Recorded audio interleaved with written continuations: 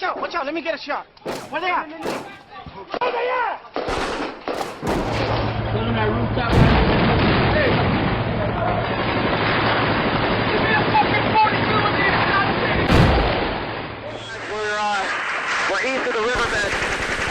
And, we're taking fire from the west. Roger, stand by, we're popping smoke. Gun runs north and south, west of the smoke, west of the smoke. Okay, copy. West of the smoke. I'm looking at danger close now. Give it to me, I need it. You're cleared hot. Copy, cleared hot. Welcome to the Combat Leadership Podcast. Here's our host, Mike Etor. Colin Sesak, welcome back for part two. Audience, if you haven't seen Colin's part one broadcast, please do. Find it on the YouTube channel or whatever platform you're watching or listening on. Very, very good episode. It'll provide a lot of lead up and context to this one. So that said, my friend, welcome back. Thank you for the first episode. And we're going to pick up where we left off. And the next topic I'd like to hear your thoughts on is that of mental toughness, what some people would call the warrior spirit. I'd like to hear your philosophy on this. I mean, I already know you're going to say it's important and all that, but remember, we're talking to people that have never been there, done that before. Some of whom I haven't even been in the military yet. And, what I describe as that refuse to lose mentality that is necessary across all aspects of life, sports, business, whatever, but certainly in combat, whether it's a conventional soldier or a special operator and all that. So what's your thoughts on that? And with that, what worked for you? How did you develop it? And what did you see that was effective in developing that mental toughness and resilience and tenacity in other warriors? Yeah, so and that's a good question because I was not born with that. I was not gifted with that mental toughness when I was a kid. In fact, I struggled a lot with that just when I was younger. And obviously the military, you have to be mentally tough in the military because it's required as part of the job. Just the situations that you find yourself in and the people you work with and things like that. So you have to figure it out. And when I was that young private getting yelled at all the time, it was a struggle, and I didn't have the skills for that. And so I did kind of have to just slowly work up to that. And then when I was through, I think the thing that I've tried to teach my students and stuff is that resiliency and that grit. And you have to you can't take a pill. You have to just get through it. And one thing when I was in the Special Operations Medic program at Fort Bragg, crazy long days. In the morning, we'd ruck 5 miles or something, and then PowerPoint lecture for 10 hours. And then you got to go to the gym, and you got to study at night. And it was a lot. And I was thinking wow, this is more than I've ever had to do, right? The mental toughness wasn't there. I was like, how can I do this? And I realized that this is hard. So my philosophy on that is be hard back. So if the situation's throwing a 10 out of 10 at you, it's a very difficult situation, okay, well then you need to match that intensity. So whatever's coming at you, you gotta push it right back at it. So if that ruck march that you're doing is miserable and painful and it's really, you've got to climb up that hill, okay, lock in and just remember that you're matching the tenacity. So it's the ball's being thrown at you and you're going to throw it right back. And you just have to, and that's your guide, is just how hard does this feel? I need to be that hard back. And that just took, years of kind of suffering through that. But you have to do it also. And what we talked about previously, as far as your teamwork and everything, right? And we're going to talk about physical conditioning, but that mental conditioning piece. If you are on a squad and you're doing all these things, and then you got one guy in the squad who mentally isn't there, the whole thing can fall apart. So you need that mental toughness for yourself, but also for your organization, for whatever operations you're on. Because it takes physical and mental and kind of being there, being present, and not letting some of the stupid things get to you, or the annoying things, or I'm not saying you should bury it all the time, but there are certain times where you just like, okay, well, that sucks, I'll have to deal with that later, and then just like keep pushing. Yeah, excellent. So are there any particular training methods or events or things that you went through, or you put yourself through, or you saw other unit leaders put their units through, that developed that quality? You said you weren't born with it. Very few are, I find. I think it's very, very few are. So somehow they pick it up, through sports or whatever, toughen it out. And, what did you see effective personally and then professionally? So personally, and maybe because I knew I was going to join the military, maybe not, but when I was a senior in high school, I joined the wrestling team at my high school, and I had no wrestling experience. And I did it for that mental and the physical piece of it. And I knew that was lacking. I knew that for me personally, I was kind of an awkward kid. And I was like, I don't know how and I'd see these wrestlers. And there was an announcement on the morning announcements, like, if you're interested in the wrestling team, come to the thing. And so I said, I have never done wrestling, nothing even close to wrestling, but I don't know. I guess maybe I'll try it, because I knew that I needed it. Right. And so it was a good learning piece for me, because I got my ass kicked the entire time. So it was good. And so it was funny. I was JV, 140 was my weight class, which is a very competitive weight class. Well, the varsity player got a DUI during state. So I had to wrestle 140 varsity for the state tournament. Oh. And I just got beat up the whole time.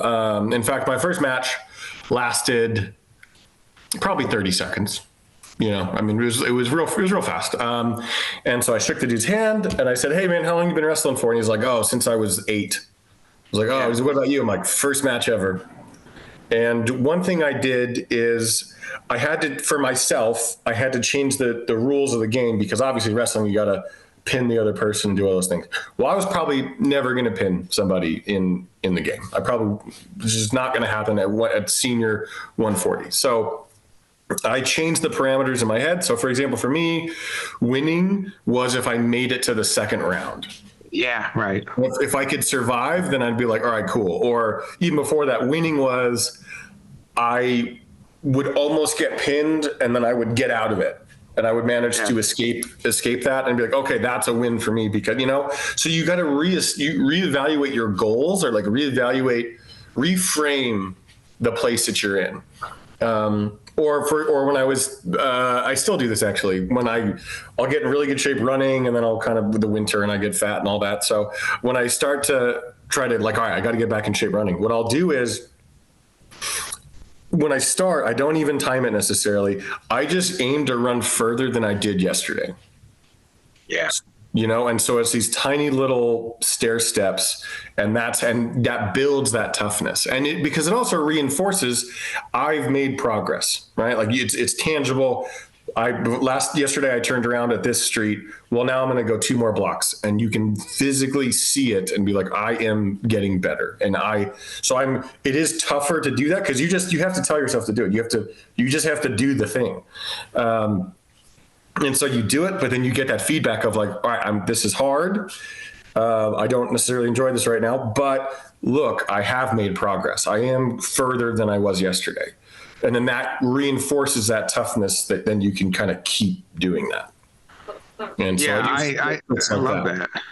Yeah, I love that. I don't know if we discussed this in part 1 or even off camera, but I was a wrestler. So I started in 3rd grade. And I joined the Marine Corps after high school. Then I left the Marine Corps after 4 years because I wanted to get a degree and I wanted to wrestle in college. So I actually wrestled at a small D1 school. Oh wow! And wasn't very good. I got into D1 because that was a college close to me, and my friends were on it, and I knew the coach, and he knew my coach. So. And I was a very small heavyweight. Back then there was no weight limit. And I was about 215, 220. And I just could not make 190, you know. Now there's a 197. I think I could have made that. And I knew I wasn't going to be, you know, competitive for, you know, a national title or any real significant title, but I loved it. But you said something that I like, you know. First of all, with wrestling, I have a grandson that's starting now. Both of my sons were wrestlers and quite good. And so one of the grandsons is wrestling, and I said, look, nobody escapes wrestling. You got to get those first 50 losses out of the way, preferably before high school. And to your point, his victory now is, instead of getting pinned in 23 seconds, he's actually, then victory was making it to the second round and then not getting pinned. And then, oh my God, he won one, you know? And now he's a very young 13. So right now, victory is, he wrestled a 15-year-old that's already in high school. And the kid beat him up technique-wise, but he didn't muscle him around. Like, he's hanging with him physically now. He's developing balance. So anyway, that's an aside. But I wanted to hear your thoughts on this, because if you ask me the question in reverse, I would say, you know, before the military, and even the military will take care of this for you, but before the military, engage in hard physical challenges that push you to your perceived physical and mental limits. And, you know, I think the best way to develop mental toughness is to make your body pained, you know, put physical pain on your body to where your mind says, I can't do it, stop. That's when the contest begins. It's like, no, I'm finishing this 10K, and I said I was going to run it at a certain pace and all of that. So that's my thought. I think you'll agree with me. And I want to get your thoughts on this. I don't know if this is accurate information, but for a long time, both with the Navy SEALs and Army SF and other soft units, the single predominant factor that predicted success in the selection course was if a guy had wrestled. Yeah, I have heard that, and that makes sense too, because if you compare it to some other sports, like wrestling is the classic contest, right? It's not like soccer where there's you're working with other people and it's a true team event. This is like, it is you against another guy and you against yourself. And it's maximal effort, right? And whereas the other sports are maximal effort too, but I feel like wrestling is the one that really it requires everything you have, because that guy is doing everything he can. And so it just pulls the most out of you, and it forces that grit. Yeah. Yeah, and I have a lot of SEAL friends, and I want to clarify this for the youngsters out there listening. The single greatest predictor, it used to be, it maybe still is. All I know is every national tournament I go to, big wrestling tournament, state tournament, the Marine Corps is there recruiting, and so are the SEAL teams and the EOD community. They're there. I haven't seen the Army catch on to that yet, you know. But that's a very good point. Yeah. Yeah. And so the point I want to make, though, is while I and others are high on individual combat sports, you didn't have to be a champion. In other words, the SEAL team said, if you wrestled, because as you know, you're the guy I'm talking about, and they're talking about, okay, you were brand new at it. You got to be a little crazy just to get through the practices and lose weight and all of that. And it takes toughness to get your ass kicked in front of a couple thousand people. You don't know what, you know, you're going to get your ass kicked. You got to go out there and try, and there's no one else. There's no excuses. There's no one to blame but yourself and all of that. So I'll throw this out, stop blabbering and get your secondary thoughts on this. My suggestion to young folks out there that are looking at going into the military, particularly ground combat arms and all of that, but you got to have it elsewhere as well, aviation and all of that, is to get into individual combat sports, wrestling, Brazilian jiu-jitsu, boxing, whatever it is, man on man, that guy is putting physical force on you, and when you start out, you're going to get your ass kicked no matter what sport it is and all that, and you're going to want to quit because it's embarrassing and painful. And so I get your last thoughts on this. And that's the process of joining the military and moving up through the ranks. It is an individual competition, right? Like it is for the promotions and being successful. It takes a lot of personal work. And again, I guess you don't have to. You can just be a shitbag, but you're never going to go anywhere, right? So if you're trying to be successful, it really is the same thing as wrestling or a combat sport where it's just, you just keep going. And I remember when I was in the 82nd, there was this poster from, like the 50s or whatever, old school poster that I hung up. It was a dude jumping out of an airplane, and it said, when you jump, it's just you. Right. And that's like, you're right. That's it, man. When you jump out of that aircraft, like it is on you. So if your parachute doesn't open or any number of weird things happen, it's on you. Or if sometimes you'll have a bad exit and your risers will get twisted behind your head, and you have to do this weird maneuver where you got to pull the risers apart and kick your legs. And there's a little procedure you have to do. Okay. Well, if you don't do that, no one's going to do it for you. Right. Yeah. Like you're there. You're in the air and you see that ground coming at you and your head's kind of stuck behind your risers. Well, yeah, mom's not going to do it for you. Like you better figure that out. And so that combat sport has that same thing. Same thing in wrestling where you might be in a bad spot and you go, wait, well, no one's going to get me out of this except me. So what am I going to do?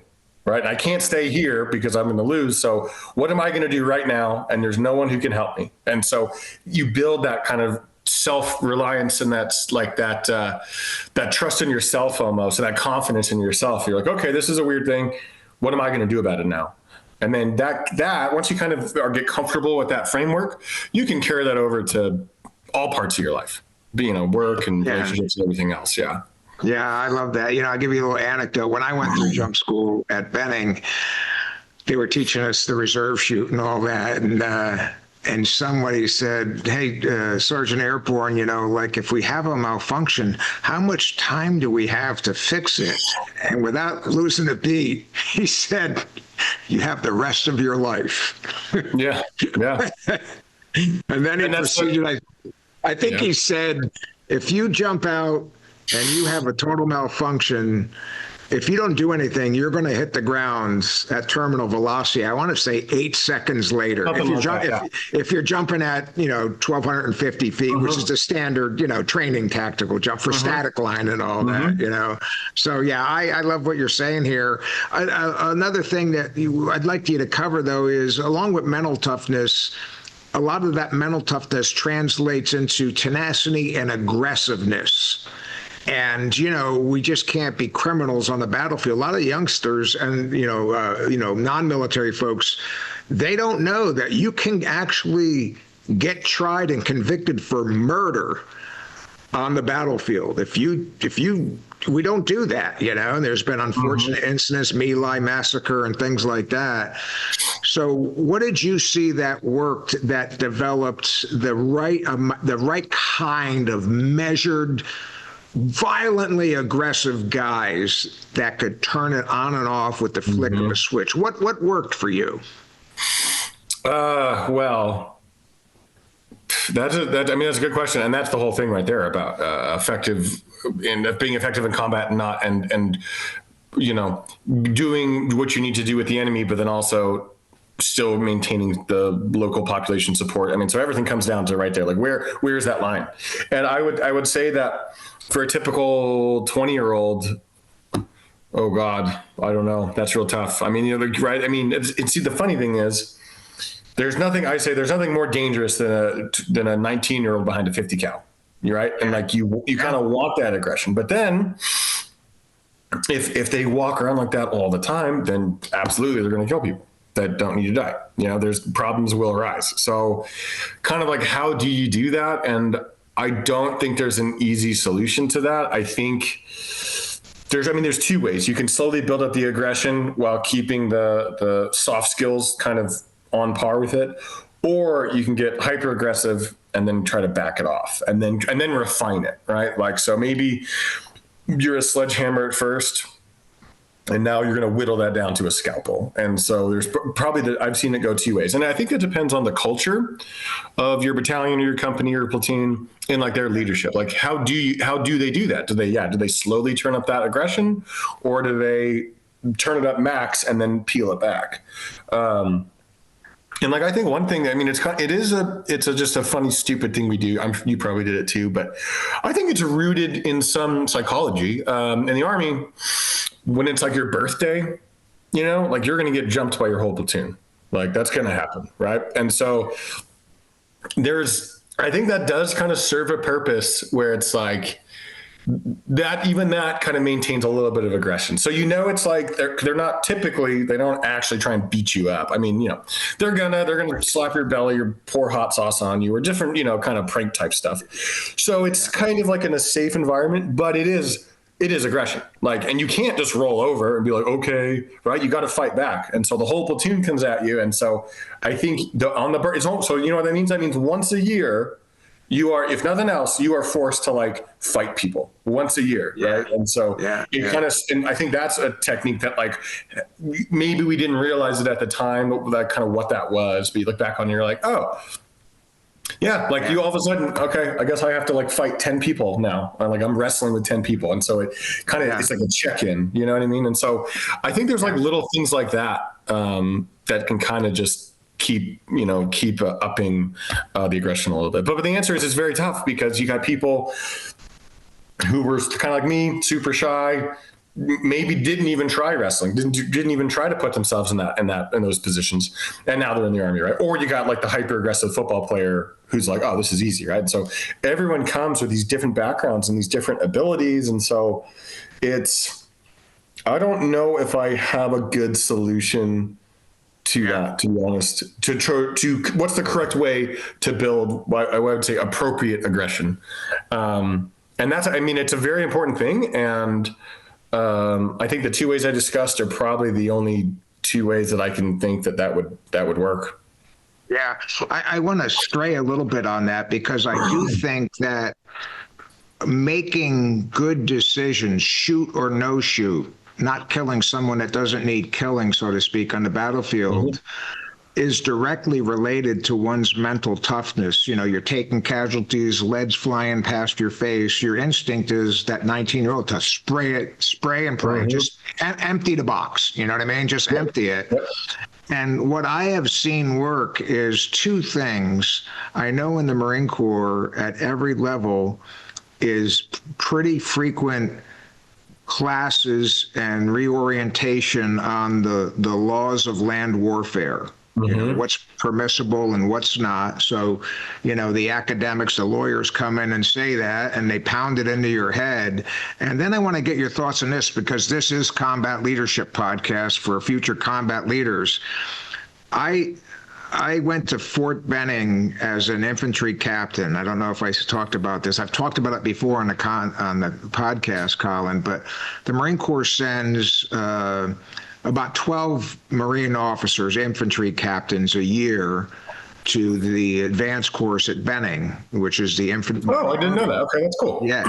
And so I was one of two that was in one class. And I was so impressed with the Army. They did a 3-day total immersion into the My Lai massacre with our class. Wow. And they brought in people who were obliquely associated with, did the investigation and things like that. In fact, we had the warrant officer who later termed a hero, the warrant officer that landed his helicopter between some of Callie's guys and Vietnamese refugees hiding. And he told his gunner, I'm going to go out and talk to these guys. If they attack me, shoot them all. Shoot the soldiers, you know. And I was so impressed the way they bared their soul and said this is a shameful part of our history, can't be happening. And so one of the instructors said, we got any Marines in here? So we both stood up, and he pointed at me and he said, what do you think, Marine? I said, well, just what I told you, Colin. I said, I am so impressed with what you guys are doing here. And I said, I want to make sure, you know, I have a high opinion of the Marine Corps, and I think most here do. but I said, I believe that the average 18, 19-year-old Marine left to his own devices, they can pull off a My Lai massacre. And the difference is NCO, senior NCO, and junior officer leadership to step in and say, whoa, no, we don't do that. So it's directly related to combat leadership to step in, because those younger guys, first combat experience, they just saw their buddy get hit, half his shoulder's gone or his head or whatever, and he's panicking. And so he's just spraying and praying. What do you think about the need for that junior leadership to step in and keep the youngsters, the super aggressive youngsters, on the right track? Yeah, vital. Absolutely. Probably the most important thing in preventing some of those. And it comes back to that culture, right? And is it like what is your culture of your platoon of interacting with the population, and when is too far, and those things. And it really is, because junior soldiers will look at their, like you said, low-level leadership, like NCO levels, junior officers, and that's where the culture kind of comes from. Because as a new private, you're just like, all right, so what's going on here, right? You are trying to assimilate in whatever culture this is. Well, that culture is established and reinforced by that leadership. And I've seen where we'd have platoon leadership that was counterproductive in that realm, and then guess what? So were all their guys, right? All their privates and E4s were bad. And then I've also been in platoons where that culture was different, and then all of a sudden the E4s and E3s, they were different, and it was almost like, oh, okay, they're two platoons that operate in the same AO in the same company, and like, wow, so this platoon will go out and these things will happen, and then that platoon will go out and like none of that happens. Yeah. And it's because of the vibe and the culture that's established. And that, again, that does have to be reinforced. And some of it won't get a chance to be reinforced until a situation presents itself, right? So it is kind of a growing thing that you kind of learn on the fly. But and speaking of aggression, I meant to say this. So yes, aggression is important. And in fact, in Iraq, it was so because I had to learn this. It didn't make sense to me like as it was happening, but aggression keeps you safe. The more, at least in that environment, the more aggressive you were, the safer you were, because the insurgents would be hiding out, and they would learn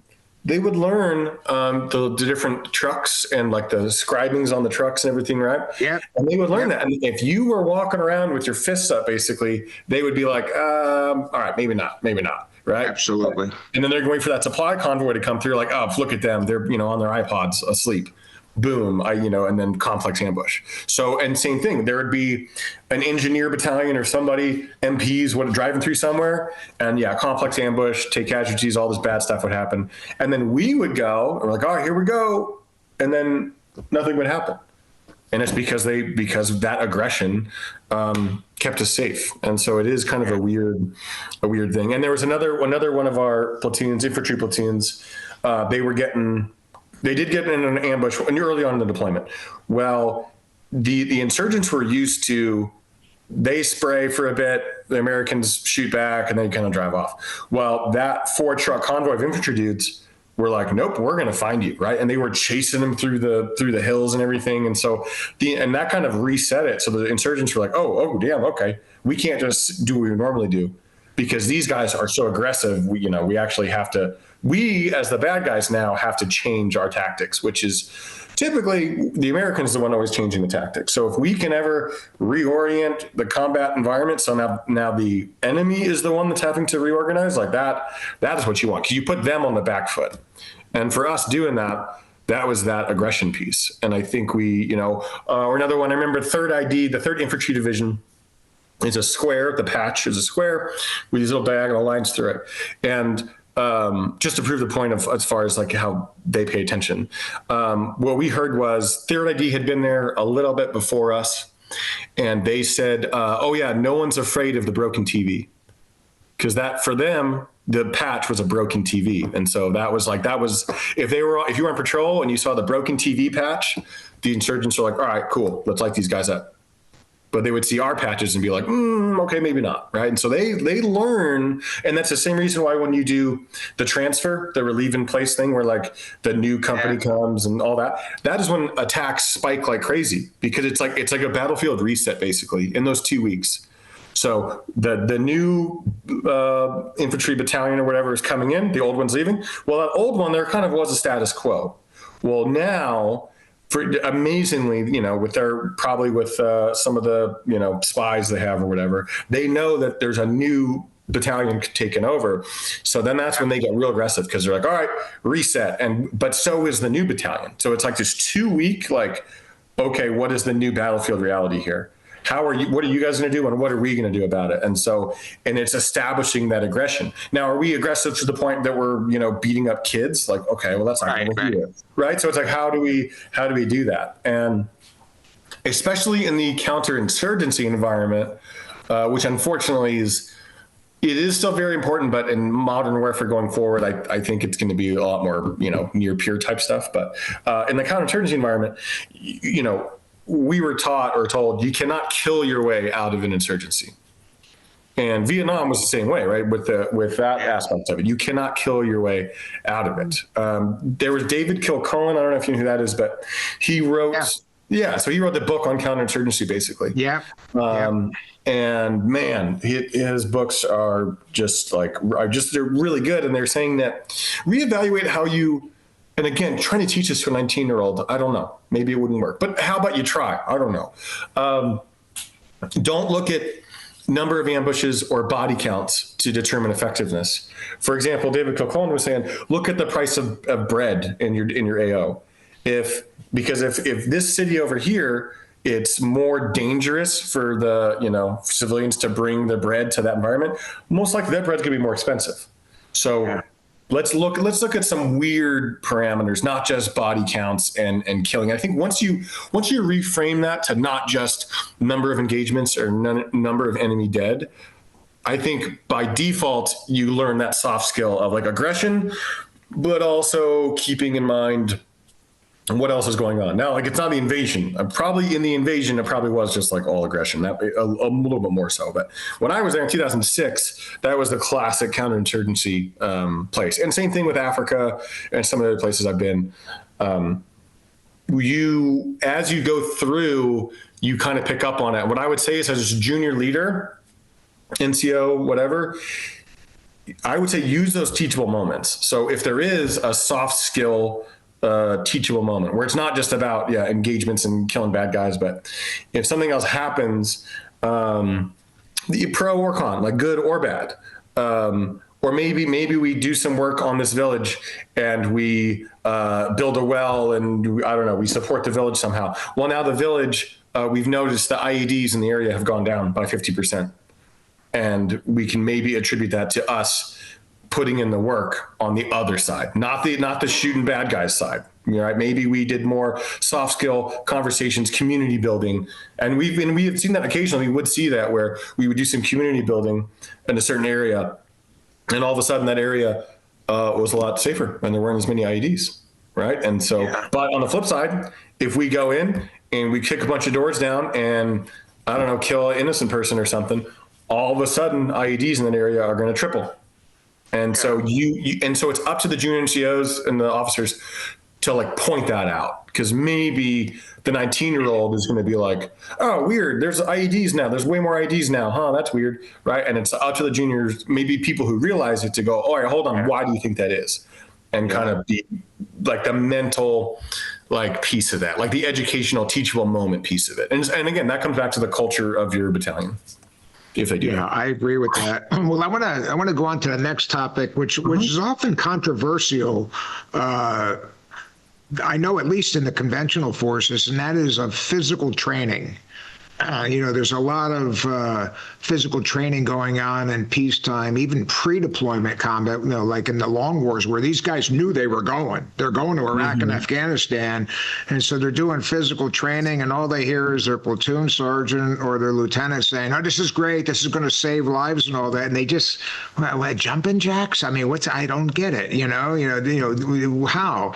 So I want to hear your thoughts on what you think is an effective physical training program that actually can transfer to combat, and your own personal physical training, because as you know, whatever kind of soldier you are, and I use soldier in the broad sense, the unit is not going to be able to get you in top shape. You got to do a lot of it on your own, you know?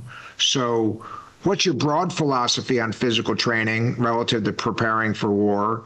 And then what worked for you individually?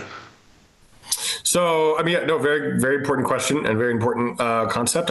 Makes me think of, I'm probably the best example of like, whoa, you really got to be ready for this, is in that, well, the movie Restrepo or War by Sebastian Junger. Those dudes, and granted, they were in Italy and they were training for it, but when they got to Afghanistan, it was like, hey, guess what? We're hiking up that mountain and building a fob. You know, and there, I mean, and that was like day one kind of deal. And so you don't know, are you going to be doing foot patrols the whole time? Are you going to be in vehicles the whole time? Like what? You have to be prepared for anything. And the easiest variable to remove is going to be your conditioning, right? So we don't know, are we doing a 5-click movement or a 1-click movement in a car? You don't know what it's going to be. So one scary variable is, am I in good enough shape to handle the surprise?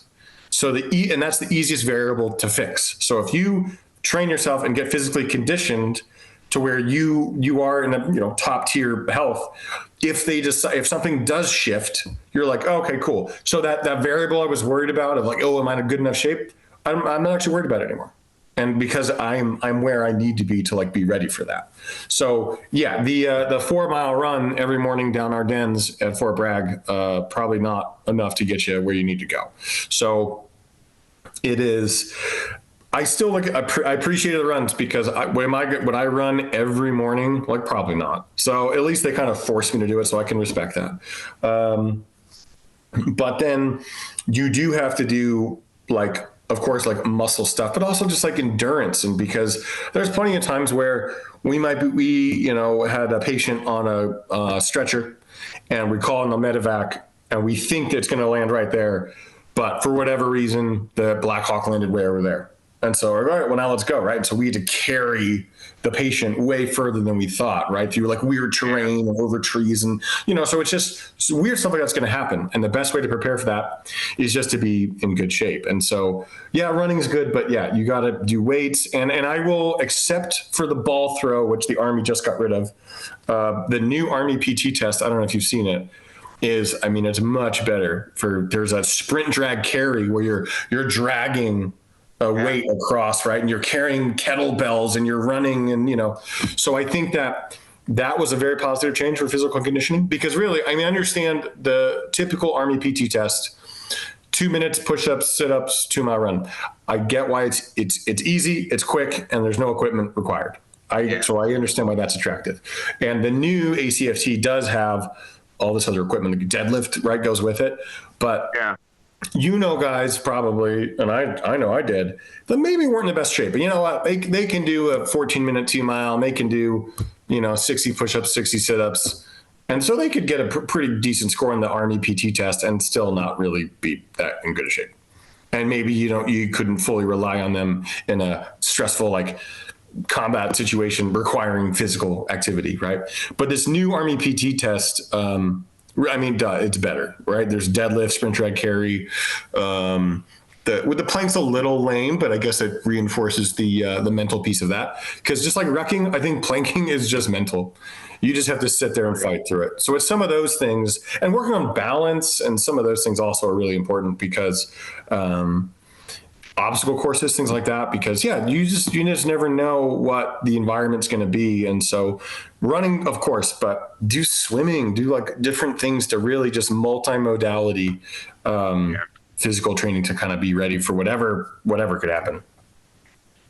So I want to ask another question, a follow-on question, because you lived it. As I wasn't a participant in the long wars. I was just a spectator, talking sometimes, literally emailing guys, in Fallujah and all that, And I know that in Afghanistan, man, it was the terrain. They said, man, it's like you got to be like a mountain goat. So if your legs aren't used to climbing, or you're not in enough physical condition to where your body can quickly adapt and get used to it, you were in deep trouble, And so then the guys that I talked to in Iraq said, didn't matter. We all lost 25, 30 pounds. It was hotter than hell, like 120 during the day, 105 at night. There was no respite from it. And they all said, Mike, not rocket science, the more that we trained physically in peacetime, pre-combat, that replicated the environment that we knew we were going to serve in, we were better off for that. Your thoughts on that? Yeah, acclimatizing, absolutely. Do some and see when I deploy, I do all the right things, and so that should have been what we did back then. But yeah, where are you going? What are you doing? Look it up. What's the weather? What's the weather 3 months from now? What's your terrain? Look at the imagery. So you think you're going to be in this place, but where else could you be? Is there so look at your AO. I mean, if you can, again, some of this is you may not have access to, or maybe when you first get in country, right?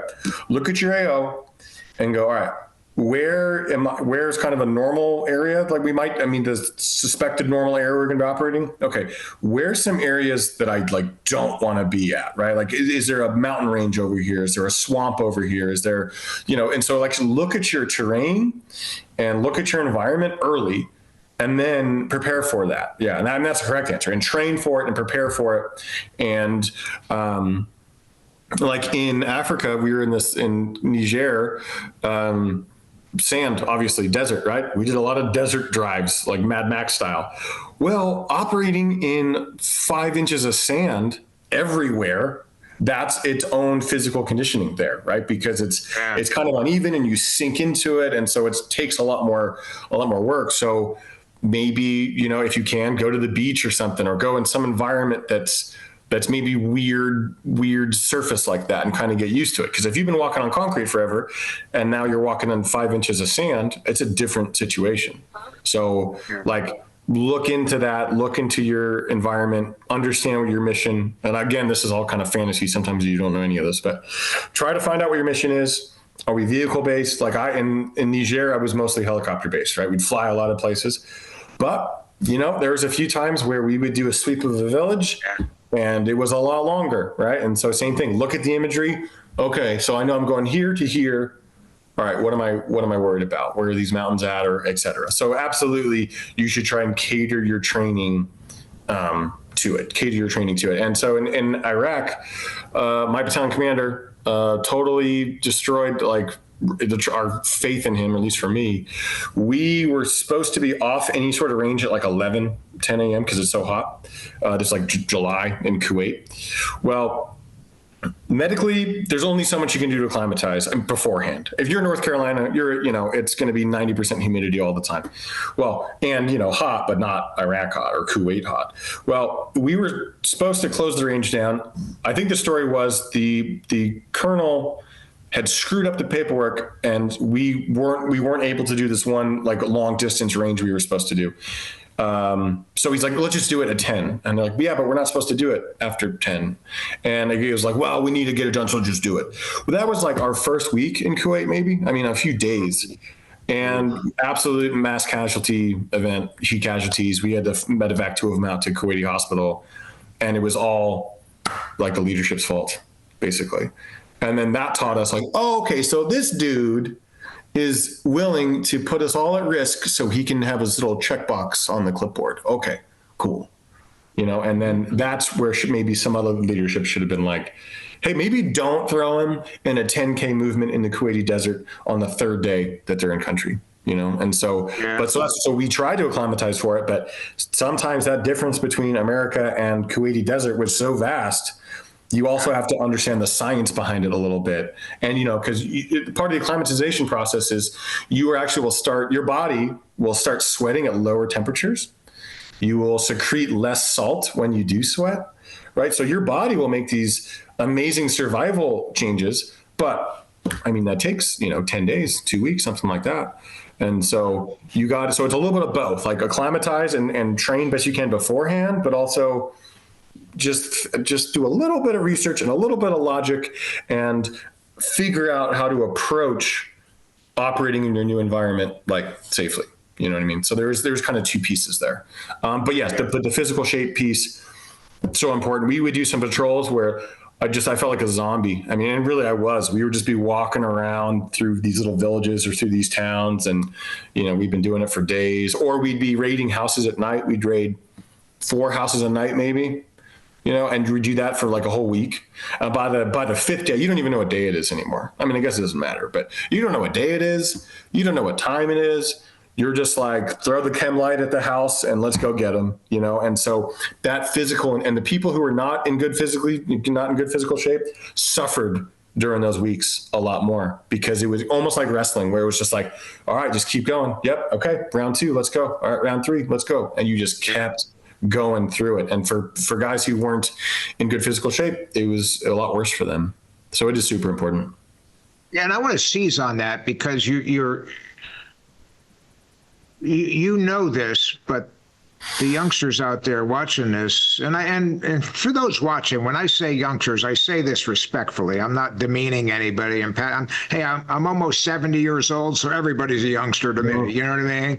So, the bottom line is, I know myself, when I am physically exhausted, it would be pretty hard for me to have the appropriate kind of alertness necessary in combat to spot that head popping up on a rooftop about 100 meters away. And I want you to address that. All else being equal, the guys that you saw being exhausted, they were internally focused, I would bet, because life sucked for them. And they're just, how much longer? I'm almost out of water. I'm out of water. Blah, blah, blah. I'm going to get heat stroke. Everybody's going to talk shit about me if I have to get medevaced, and all of that. So do you agree with that? And can you say anything that can hammer home that, you got to be the best you can possibly be when you arrive in theater, and that means the best you can be relative to your body being able to physically adapt to these new conditions. If you're starting at 0, you're probably not going to adapt to Iraq pretty quickly. But if you're already conditioned heavily for Camp Lejeune or North Carolina or Fort Bragg in the summertime, you get my point. I'll stop and let you talk. Yeah. No, you have to be prepared for it. And you're absolutely right that those guys who were sucking, kind of like I said in that part 1, where in Blackwater training, they would throw fingers up, right? Yeah. I guarantee that if we did that to those guys, they would just see right through us. They're so, you're right, so internal.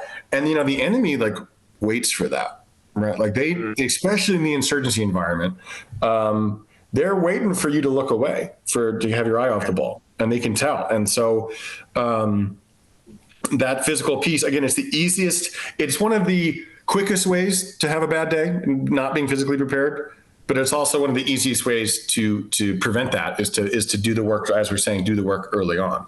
And yeah, if I'm over here and we're doing some exercise, or, we're doing a long distance patrol or something, if I got this guy over here and he's on that flank, if he's starting to suffer, can I really trust that he's paying attention and he can see everything he needs to see? And it's scary. And you really have to rely on your guys. And it is, and especially the tired piece, you're not sleeping very well. You're trying to sleep during the day, which is impossible, right? And there are plenty of times where I knew I was like, dude, I am feeling like a zombie right now. And yeah, you know what? I should have checked around that door earlier, and I did it now, but I should have done it a minute ago or whatever. And so you can kind of feel, you can feel that when you're starting to slip. And so a piece of that is the physical training for that, and the attention to detail, really what it comes down to. And that will all degrade, but you can kind of limit that the more you prepare for it, the more you train for it. So it's a culture thing to prepare. One final anecdote that I'll throw out there and see if it tracks with you. I don't know the actual percentage, Colin, but there was a study done about mid-Vietnam for the ground force, let's say 1967, something like that. And it found that the percentage of enemy ambushes on American patrols, a large percent of them happened immediately when the patrol was leaving the wire or as they were re-entering it. And the reason why was you're just leaving, a lot of your head's not in the game yet, we're not in bad guy territory yet, or, hey, we've been out there for 4 days roasting in this heat, and I can see, we got 500 meters to go. I made it. And they dropped their guard, and a huge, I want to say like 60% of the casualties happened within like 500 meters or so of the wire. And so they really clamped down on that, and of course they started kicking the enemy's ass. So the enemy changed their tactics. But to your point, and then I'll let you talk, the enemy has a vote and they're always watching and they're not stupid.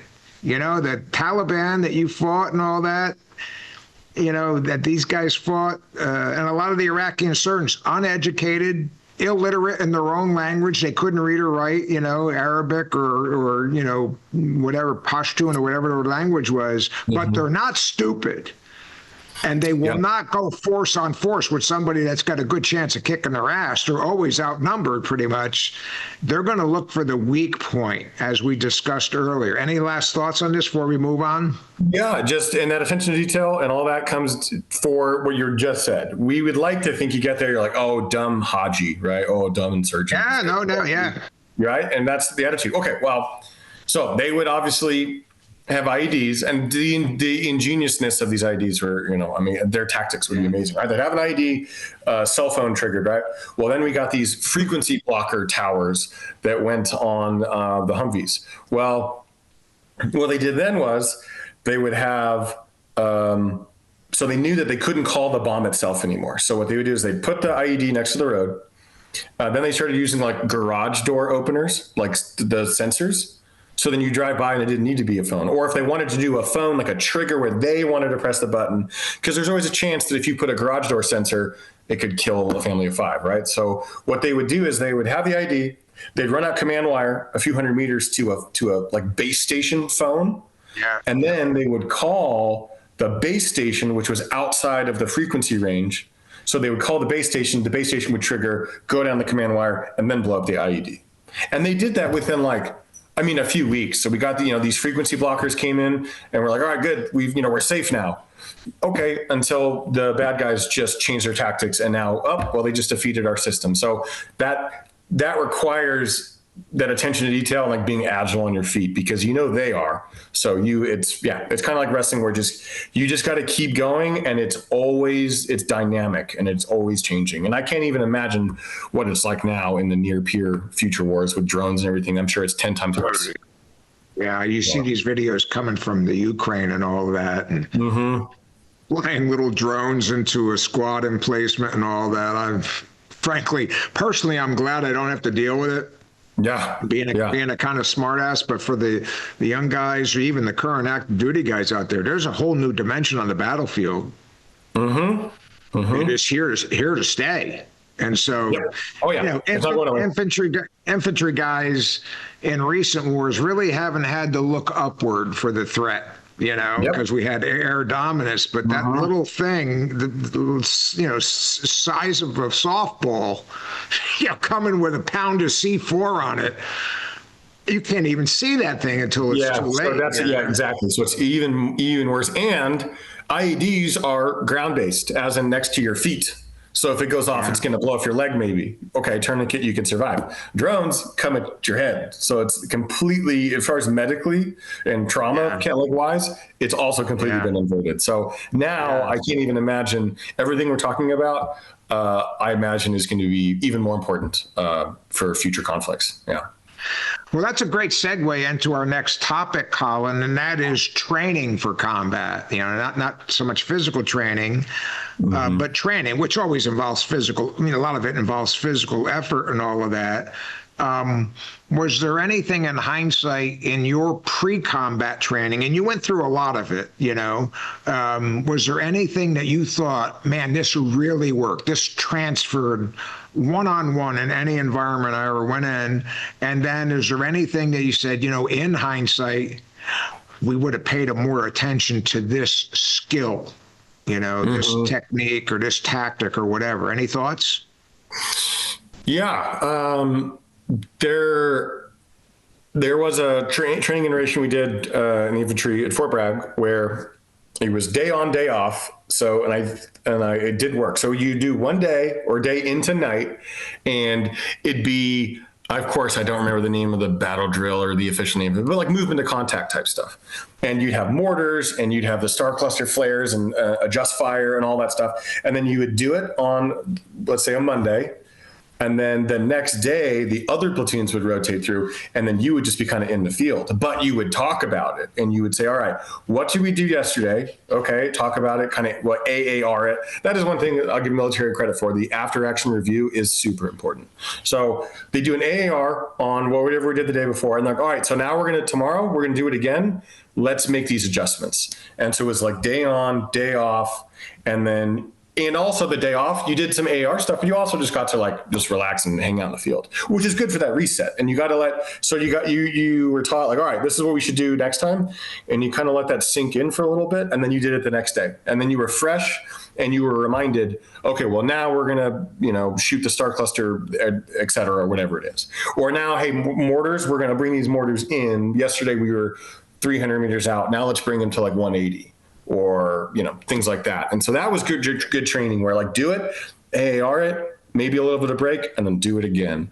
And it got really repetitive. But by the end of it, I remember with this one drill, we were doing that, just day on, day off, just doing it. And by the end of it, man, I mean, it was like robots, we push, shoot 240s, mortar on the target, and then shift fire, mortar on target. And it was just really, at first it was clunky and there was some confusion, the first few iterations, but by the end, man, it was we had it down, right? And so I think it was that after action review, after all right, what did you do? What could you have done better? Et cetera. So that is really good. And again, matching it to your training, what we could have done. We did some of this, but on some of our more long-range patrols, you're not shooting mortars all the time. So sometimes it is just walking and paying attention to things that are way far out there. Afghanistan was more out there, whereas Iraq was a lot closer. And battlefield indicators. And I feel like that could have been taught better. The combat indicator, your spidey senses kind of. And I think that could have been taught a little bit better. And one stupid thing we were taught, and I'm sure anyone who's there for this could laugh at this too, it was called 525s. So you'd stop on your vehicle and on a patrol or whatever, and you look around, and you were literally called 525. You would look around your vehicle, 5 meters around your vehicle, just like any IDs. And then if it was a longer stop, you were supposed to get out of your vehicle and walk around 25 meters around your vehicle looking for an IED. For what purpose did that serve? Okay, so we are in an ambush protected Humvee with reinforced doors that it's designed to protect you from an ID. Okay, so now we're going to stop here. All right, now go ahead and get out of this this metal box that keeps you safe. All right, now go ahead and go out on the street and look for IDs on the ground. Why were we taught that? But everyone in Kuwait was taught 525s. Or we first got to Iraq, we'd stop and be like, all right, everybody do your 525s. Where did this come from? And so that I know it's kind of a tangent to your question, but some of the training we did was really good. And then some of the training was what is this? What are we doing here? Yeah. And then, very quickly we stopped doing that. But it was just weird. Sometimes the training that we were given didn't seem to make sense, And so I guess there's good and bad on that. And some of that was like right before you got in country. And that training is a little bit better other than the 525 thing, because the battlefield changes so quickly that you need to get, like, you should be getting updates. Again, perfect world. You would want to be getting an updates of your AO like before you even deploy. You'd want to know what's going on. Yeah. And enemy TTP wise. Yes, I was writing that down as you were saying before you said that. You just dropped a lot of pearls right there, Colin, but SOPs, whatever environment, are best created by the people that are going to have to implement them. So I wasn't there, but just the sheer lunacy of that 525. I mean, I can get peeking out and looking, but getting out of an armored vehicle or a somewhat protected, even if it's thin-skinned vehicle, and going to look, I mean, the enemy's going to know that that's an SOP pretty quickly.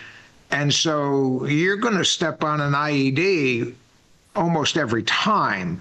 And now there's casualties, and, they're smart guys, so they're waiting for the helicopter to come. They're going to shoot that down, and you got a Black Hawk Down scenario going, and that's happened several times and all of that. So I would say that if you're up in the leadership chain, be real careful about what you're directing people to do. And hey, how about you going down and doing it yourself? See how, nobody wants to do that themselves. I guarantee you, the people that were teaching you that, none of them did that, or very few. I don't know where that came from. Yeah. Mm-hmm. And then secondly, you have to have the balls as a combat leader to really challenge stuff like that and say, wait a minute, And then I think the best way to gain credibility to ask those hard questions is what you said.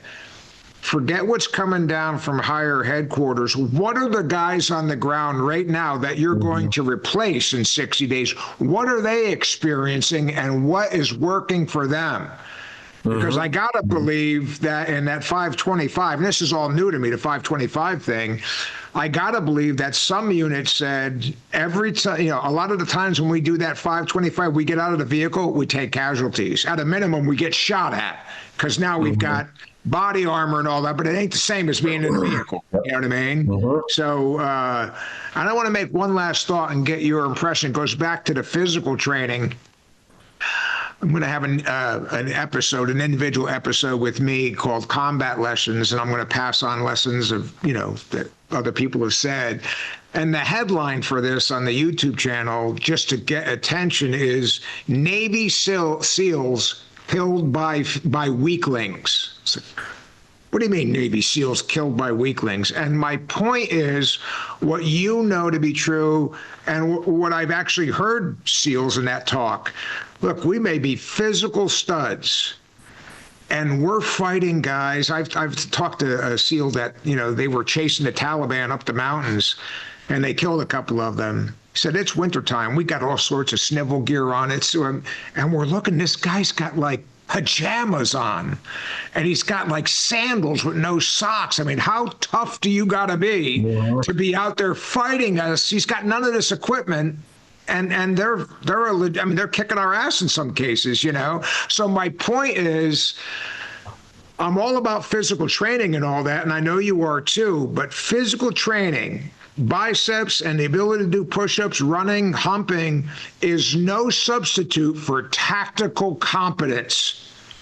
Because there have been Delta Force guys, Navy, the epitome, SEAL Team 6 guys, SF guys, the epitome of the American warrior, killed by guys that wouldn't even be close to passing a standard conventional Army PFT.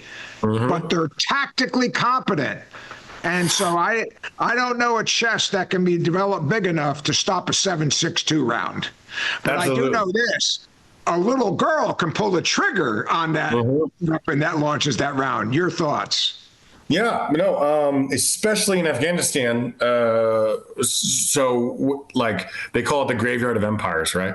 Like Afghanistan's never really been conquered, right? And so they've been fighting the British and then the Russians, and in Vietnam they were, they're fighting the French first, and it's like this is their culture. They know what they're doing. Like when I was in Tangier Valley, Afghanistan, we dropped in to an area and there was a miscommunication, like literally, I think it was a missed email of our arrival. So we landed on this LZ that was supposed to be secured by the local FOB, and it was not on the FOB.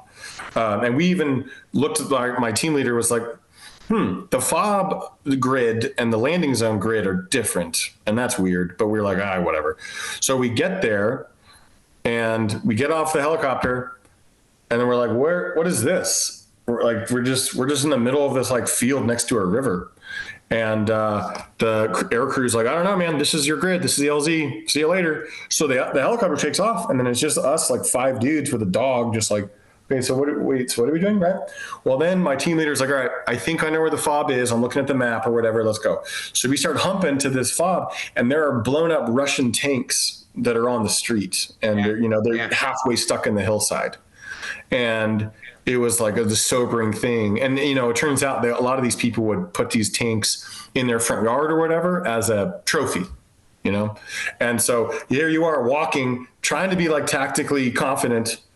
And you're walking past like blown up tanks and you're just like, okay, so this is where we're at. And so you have to respect your enemy and their tactics. And sometimes they are tougher. I mean, we're tough, up at least in Iraq, we'd go back to our base and we'd have ice cream, there'd be ice cream at night sometimes, or in Africa, every once in a while they'd have Choco tacos in the freezers and it was like a huge deal, but they don't get that, they're sleeping with a towel, and an AK, and so you really have to respect that, and kind of almost learn from the enemy a little bit and be like, all right, what are they doing to be successful here? Sometimes, those, the man jammies, right? The big, well, actually it keeps you pretty cool. If it's a thin layer, it's like a sheet basically, right? And the airflow. And so it's actually, you were like, how could you fight in those? And then you realize, oh, actually it's actually really like they're taking the risk of heat casualties pretty seriously. And that's why they're going to wear like weird stuff like that, because it helps keep them cool. So you can try and learn a little bit from the enemy because that's their home, that's what they do. And so you can try to pick up little tips from them. Yeah. Well, I want to go into the next, and I think this one will be very close to your experience that I try to talk about on these podcasts. And that is casualties, the effects of casualties, and a few different levels on this, Colin, because you're the medic, you've seen casualties, and you ain't seen it until you've seen it. That's been my experience. You can do simulations and all of that, pretty realistic simulations that they have now. You would know that better than me, but you ain't seen it until it's a guy laying there, and his intestines are out and all that because he got, opened up by shrapnel or something. So I want to get your thoughts on the effects of friendly casualties on average troops, the effects on unit leaders who in fact might have caused those casualties indirectly by a decision he made or did not make. And then the third one is, what do you do when that really popular guy in a unit, the guy everybody loves and admires, gets grievously wounded or killed? So first one, friendly casualties, the effects on the average troop. Second one, the effects on leaders. And then the third is that situation that often happens where you not even have to be on site, you get the word that Sergeant Smuckatelli got killed. And everybody knows him, and it just shatters morale temporarily, hopefully, Your thoughts? So when you, like, as far as on the general troops, it's certainly not like a good thing when it happens, but I guess you learn the good from it is that you kind of it's a sobering thing, and it's not real until it's real, right? And so you go, whoa, okay, hold on, I need to pay more attention, or like, okay, what happened here? And so when you get that first word, there's this weird feeling of like, okay, like they're playing for real, like they're playing for keeps. This is a real thing. And so it's sobering to a degree. And I think that's one good result of it, is it really helps you in your face, like, oh, okay. Or like when that medic was killed instead of me on that first mission, it was like, oh man, it's not and especially in Iraq and Afghanistan, where it's like, it's not like, oh, I'm fighting the enemy in a gunfight. I could just be walking down the sidewalk in an alley and IED can get me, and so it raises the stakes a lot, but it also helps like bond. I think it also is kind of a bonding thing for your platoon or whatever it is, that it's like you realize, okay, we have to rely on each other here to get through this. Not only like physically rely for combat and stuff, but also like mentally rely and, talk to each other and kind of form those bonds and everything. And so it can be, it's one thing to be like, oh, we're going to war, so somebody might get hurt, versus like, oh, well, yep, someone did get hurt, or someone did die. So it's a sobering thing. But in the end, I think the end result is you are a better soldier now, because you carry your weapon differently. You realize it's more of a sword and shield as opposed to some annoying thing that you have to carry everywhere. So it kind of, so in a way it makes you that's what, at least for me, that's what I noticed, is when people I know started dying, I changed, I carried myself differently. I looked at my weapon differently. You understand like how annoying is it to clean your weapon, especially in the desert, right? Oh, clean your weapon. Well, then after some people start getting injured, you're like, okay, now I want to clean my weapon, right? So now I know that it's there. So it kind of makes you reevaluate maybe some of the things that you were annoyed by, right? Like PCIs, pre-combat checks, and you're just like, okay, well, this is dumb. Yeah. Well, then after some of that, you're like, okay, no, this is why we're doing it, right? And so it kind of reinforces some of those things in your face. Like, oh, now I get why we're doing that. Now I get why we do the test fire in the 240 on the way out of the fob, because we want to make sure that it works, right?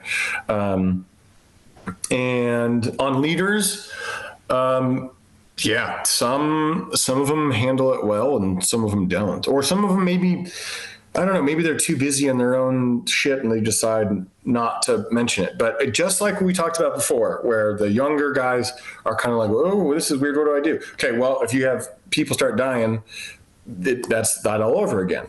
A younger E4, E3 might go, okay, so wait, what's the best way to do this? It's on those junior officers and those NCOs to like establish that. Like, what do we do now? What is our culture now when someone dies, right? And I've seen it go both ways. I've seen leadership be good about it and talk about it, and I've also seen leadership kind of just ignore it. Or we had a guy who I was in Iraq with, and then he left the military, and he died like maybe 2 weeks after he left the military. He was at Steamboat Springs, Colorado. And he was helping his buddy clean a roof with all the snow, and he fell off the roof. He fell 6 stories and he died. And so we were going to get a funeral detail together, and there was 2 people, and it was an officer and an NCO, and we were going to do the funeral detail, and they were going to pull a funeral detail just from like the generic Army funeral detail. And someone, maybe even that officer, someone was like, no, it's going to be from us. He was in our company. He was in our battalion. He's our guy. He just left. His room hasn't even been filled yet in the barracks. Like, he's our guy. We're going to do it. So, okay. So they started looking around for people to be on the funeral detail. There was another NCO, E6 type, who was like, all right, guys, let's just get some names on the roster. Let's just get some names. Like, almost like he was annoyed by it. He's like, all right, we got to do the funeral detail. So I want some names. And then the officer had come back and said, no, this is going to be on merit. This isn't going to be 10 random dudes that we're just going to find in the company. We are going to get 10 of his friends to be on this funeral detail. Right. And so we went to Steamboat. We did all the funeral stuff in Steamboat, but also at the Denver, the cemetery there. And so anyway, perfect, like right there, guy, granted not in combat, but a guy did die right after we got back from deployment. One NCO was like, all right, let's just get some names on the roster. And that's like, what a bad message that is. And the other officer was like, no, this is going to be based on merit and who is his friends. And basically, I mean, to this day, that's how I still feel. Like, NCO, like, you're a piece of shit. And we're done. Like, if you've tried to friend me on Instagram, or like, nope. But that officer, like, you're a good one, And that happened 20 years or whatever, 15 years ago. And I still feel that way. You know what I mean? Yeah. So the leadership, you are establishing that culture, right? Of how do we honor the fallen, or how do we treat that, or what do we do here?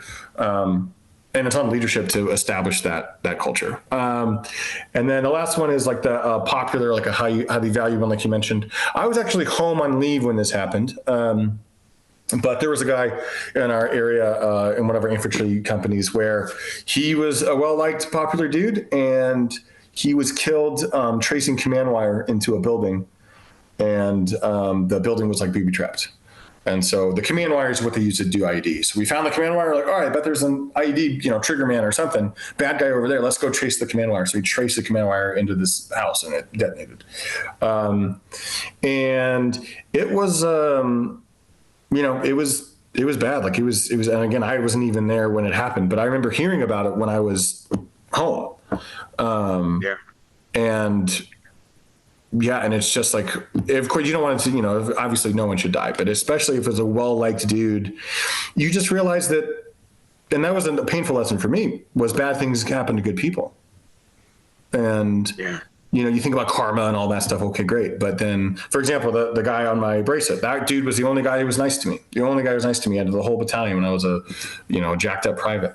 And when I saw his name come across that he'd been killed, he was just like, why? He was a well-liked, he was a West Pointer, well-liked dude. Again, for me, he was my hero just because he was nice to me, right? And it was just, yeah. And it's just a sobering thing, and it makes you harder, thicker skinned, and but in a way, I think it makes you more aware of reality of the world, and you're not shocked by stuff as much when it happens later. Not that you get used to it, but there's a certain amount of acceptance that comes when that happens, when someone you like or respect or whatever is killed, and you, I don't know, it just makes you kind of reevaluate the world a little bit.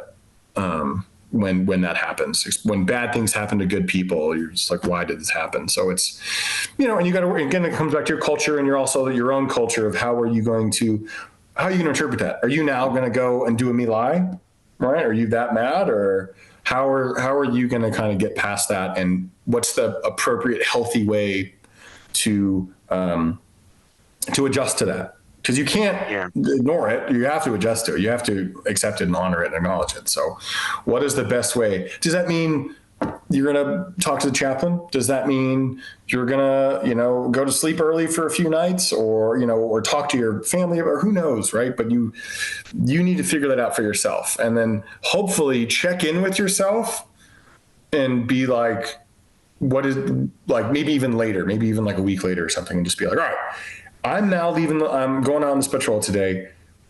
Am I looking for a fight? Like how aggressive do I feel? And am I aggressive because I should be, because we're going to a bad city? Or am I being aggressive because I'm still pissed about what happened last week? And decisions made in anger are rarely good decisions. So now I'm on a patrol, and if I'm in a and I've been there, I've been in that bad place. And I was going to make some bad decisions if I was, faced with something. And luckily, grace of God, and, when I was in that bad place, I didn't happen to have any run-ins or take any casualties or anything like that. But I was in like a very angry place. And so I know what that's like. And so you need to check in on yourself and be like, whoa, dude. And I always got kind of made fun of. Like we make tabs for each other, like fake Airborne tab, but like different words. And I was given the hippie tab, right? Cause I was like the hippie guy who tried to like recycle and, so that's who I was. And like throughout the deployment, dudes would laugh and be like, dude, I remember when you first got here, you were this like baby faced little guy.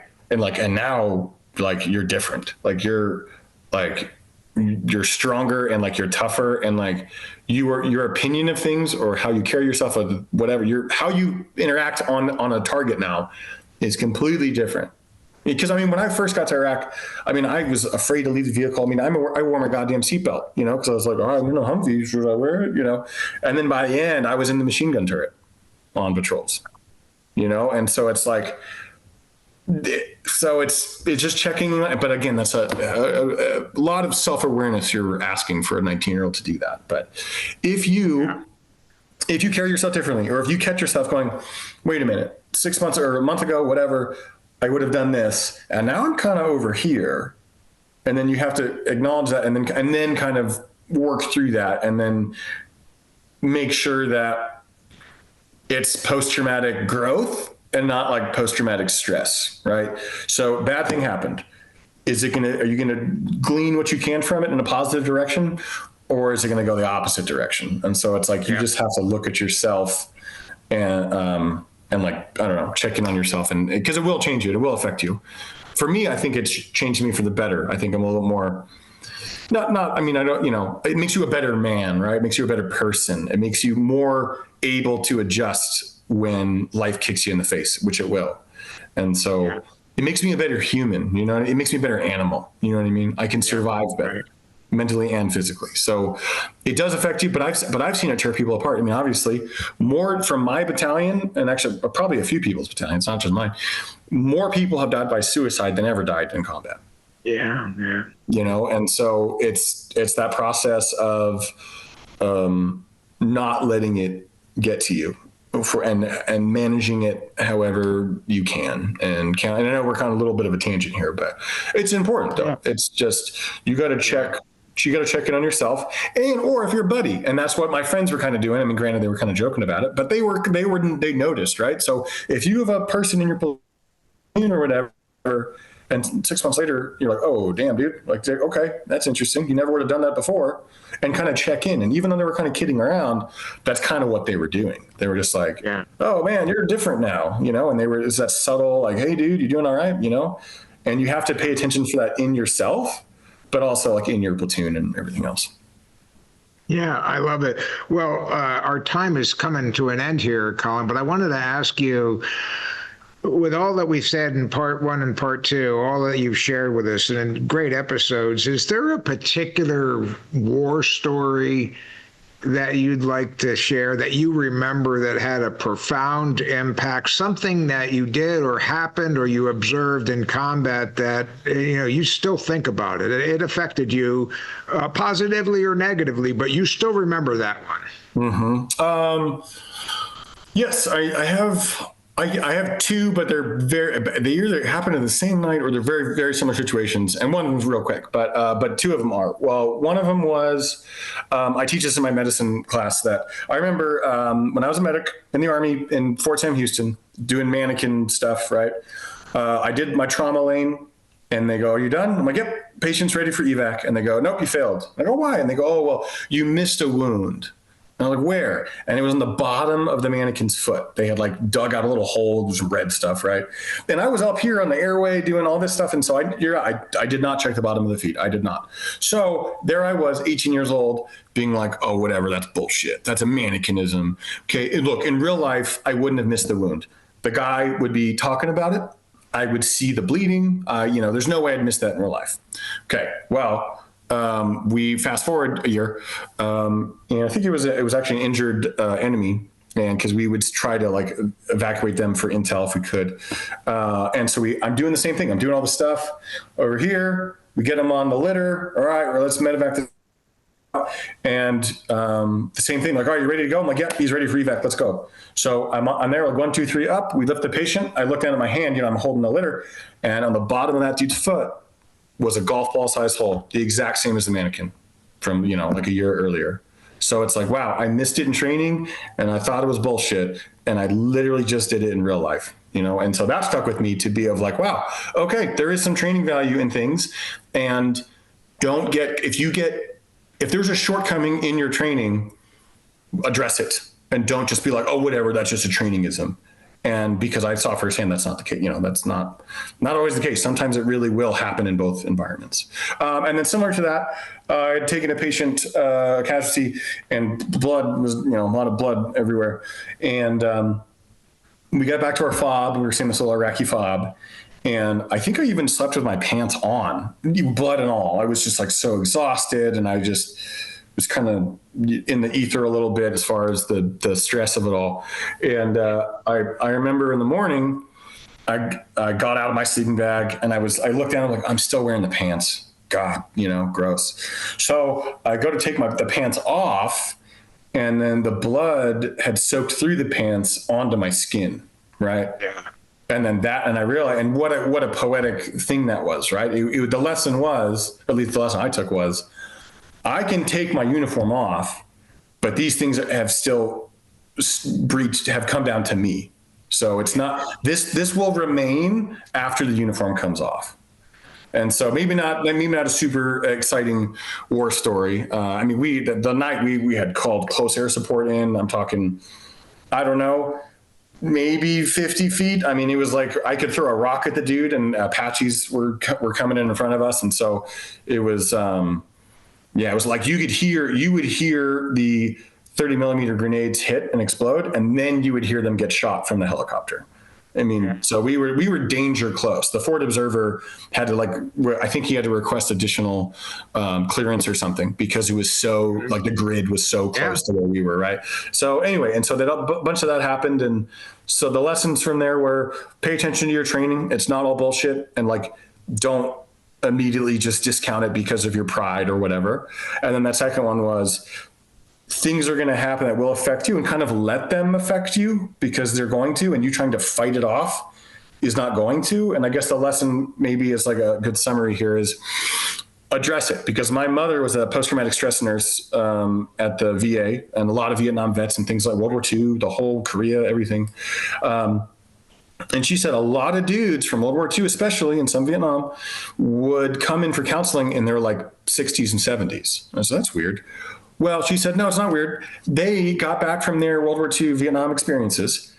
And again, culturally in our society, hey, move on, dude. You got back from war, keep going. Or in Vietnam, even worse, right? So they went, okay, fine. Yep, you're right. I'm good. Here we go. The uniform's off. I'm good. Here we go. Let's start a family, work at a factory. Well, then they do all that. And then they get, in their 60s, they start to retire. Their kids become adults. And then they're kind of stuck with their own thoughts a little bit.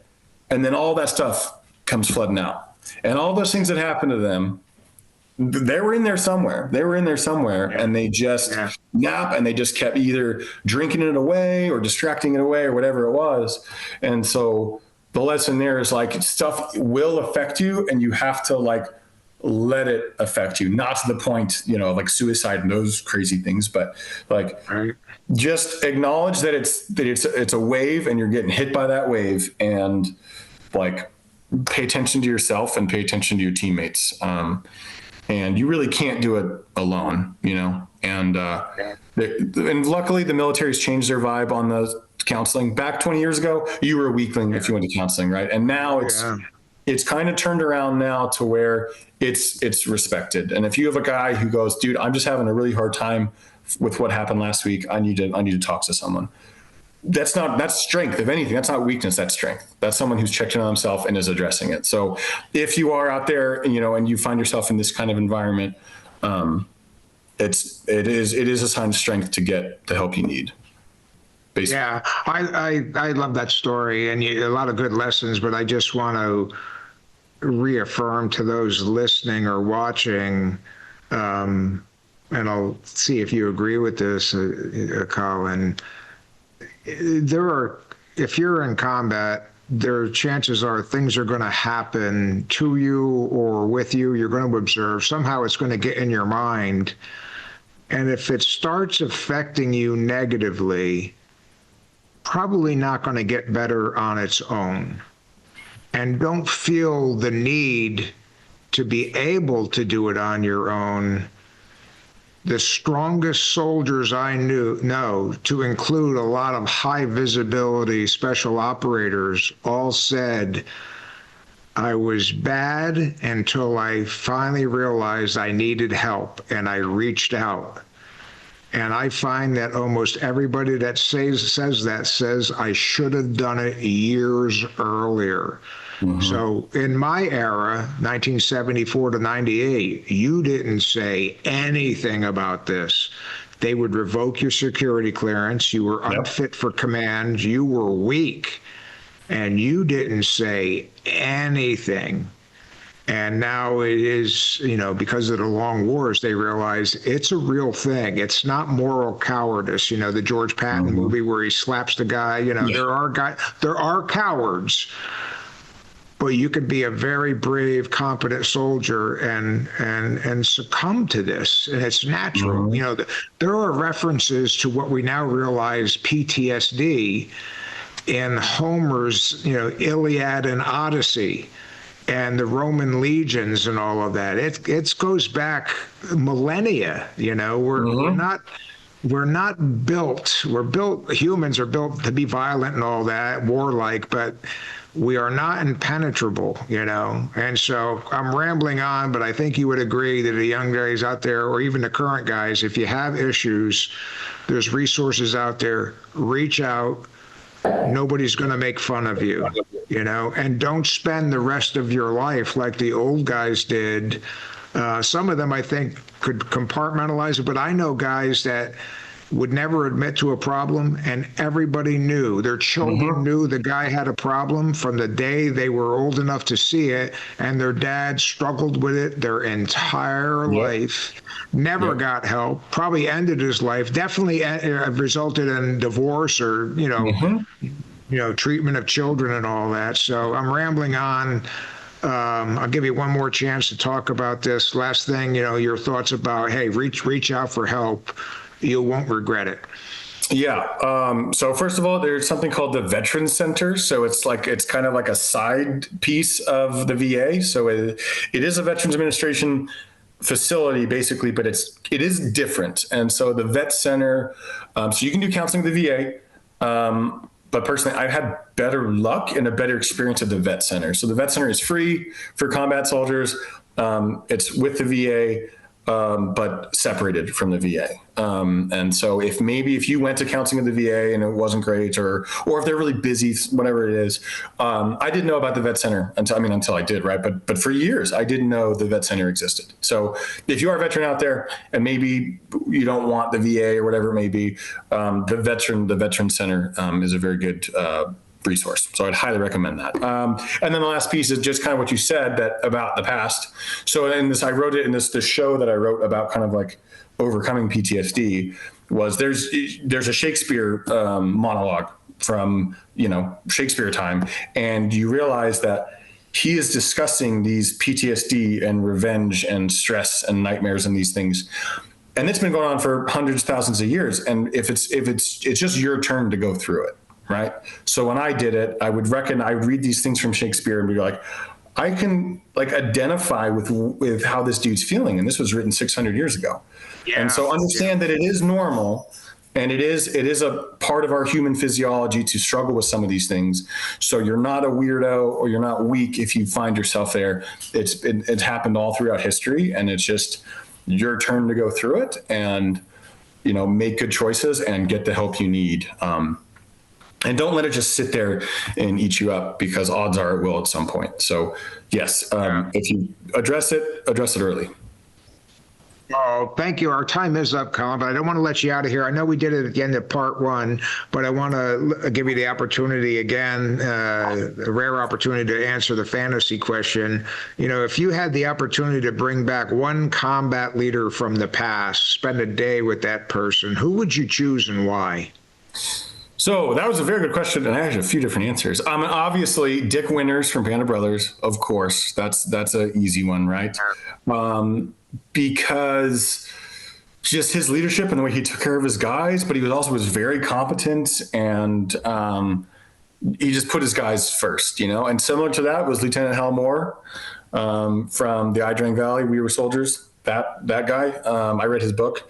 Same thing. I mean, he was a true first man on the battlefield, last man off kind of a deal, and he made good tactical decisions that prioritized his guys. And then Patton is interesting because he had that quote.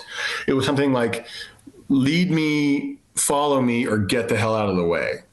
Yeah. And I liked it. And then it would be interesting to sit down with that and be like, what an attitude. That shows as a leader, he's okay being a follower too, if in certain circumstances. And that's attractive to me, because some people, they are like, I'm the leader and they're in charge at all times, and they almost have a weird insecurity about it, right?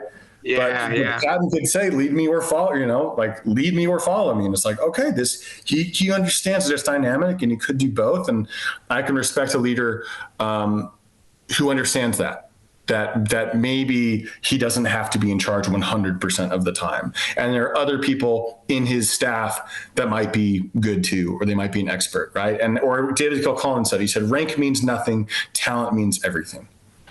Right. And just to understand that it's not just about the rank. Yeah. So those three right there are probably the three I'd love to talk to, because just of how they carried themselves and and I think our leadership, I admire their leadership because it was, hey, you're coming with me, not you go over there. You know what I mean? Yeah. And so I admire their leadership, especially in World War II and Vietnam and everything. I think much worse than what I experienced. I mean, because at the end of the day in Iraq, I still ate ice cream if I wanted to, Yeah. So I think I had it easy compared to those guys. Well, I will say this. I in a way I agree, but I'll throw this out. I watched a video probably mid-Iraq, mid-Afghanistan, so let's say 2007, 8, and it had some World War II guys, Korean guys, and Vietnam guys talking to young Afghan and Iraq vets. And one of them said, I know you guys kind of idle us. I was on Guadalcanal. Yeah, it was hard. He goes, but I got to be honest with you.